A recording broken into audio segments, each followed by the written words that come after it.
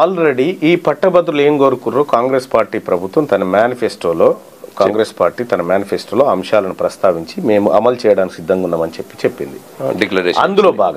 అందులో భాగంగా ఇప్పటికే ఉద్యోగస్తులకు సంబంధించినటువంటి అనేక సమస్యలను రాష్ట్ర ప్రభుత్వం తీర్చేటువంటి కార్యక్రమాన్ని ప్రారంభించింది.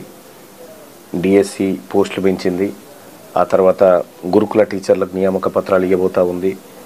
30,000 మందికి ఇప్పటికే నియామక పత్రాలు అందజేసింది. గ్రూప్ 1 పోస్టులు పెంచింది.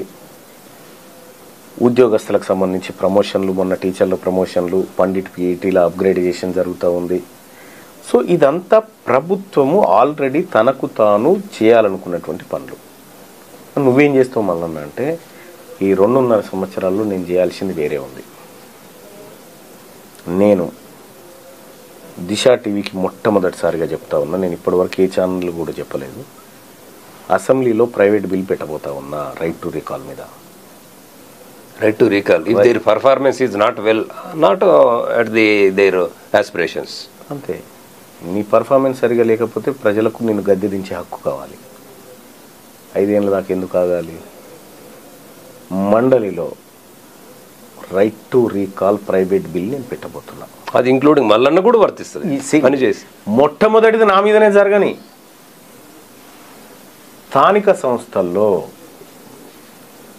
స్థానిక సంస్థల్లో రైట్ టు రీకాల్ ఇంప్లిమెంట్ చేయాలని ప్రైవేట్ బిల్ని నేను మూవ్ చేయబోతా ఉన్నా. అంటే వార్డు మెంబర్ దగ్గర నుంచి జెడ్పీటీసీ, జెడ్పీ చైర్మన్ ఇది నేను పెట్టాలనుకుంటున్నా.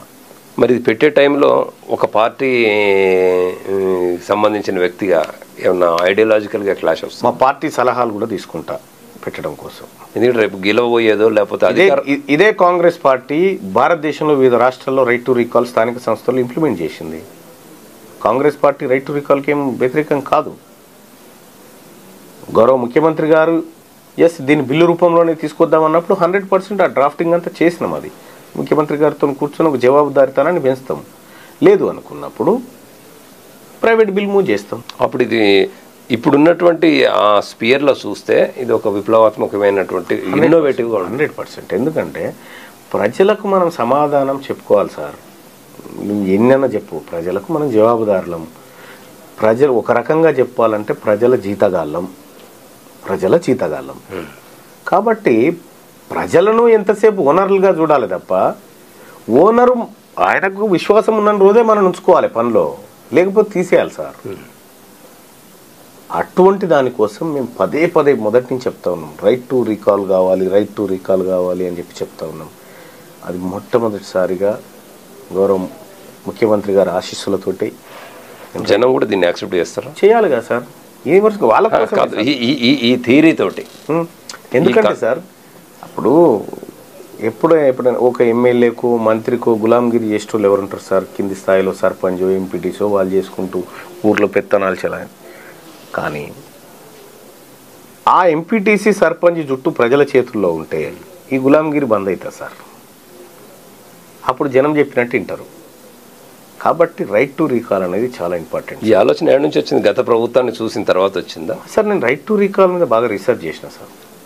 నేను స్విట్జర్లాండ్ అటువంటి దేశాల్లో ఏం జరుగుతూ ఉందనేది నేను చాలా చూసిన సార్. చూసి ఆ తర్వాత మధ్యప్రదేశ్ లోకల్ బాడీస్లో రైట్ టు రీకాల్ ఉంది, మీకు తెలుసు అనుకుంటున్నాను. మధ్యప్రదేశ్లో హర్దా మున్సిపాలిటీకి పోయినా నేను. హర్దా మున్సిపాలిటీలో అక్కడ ప్రజలు సంగీత పాటిల్ అనేటువంటి మేయర్ను రైట్ టు రీకాల్ పెట్టి తీసేసిరు ఆమెను. మొన్ననే నేను మున్సిపాలిటీకి పోయి ఏం జరిగింది, ప్రజల్లో ఇంత చైతన్యం ఎక్కడిది? చాలా రాష్ట్రాల్లో రైట్ టు రీకాల్ ఉంది కానీ ఎవరికి తెలియదు, అది లీడర్లు చెప్పలే. సో ఇక్కడ కూడా తెలంగాణలో కూడా లోకల్ బాడీస్లో రైట్ టు రీకాల్ తీసుకురావాలనేది నా ఆలోచన. మా ప్రభుత్వం ప్రజా సమస్యలు అంటే ఓవైపు పట్టభద్రులకు మేము ఇచ్చినటువంటి హామీలు నెరవేర్చేటువంటి కార్యక్రమాలు చేపడుతూనే దీర్ఘకాలిక లక్ష్యాలు ఏవైతే ఉన్నాయో వాటి మీద ఎక్కువ ఫోకస్ చేస్తాం.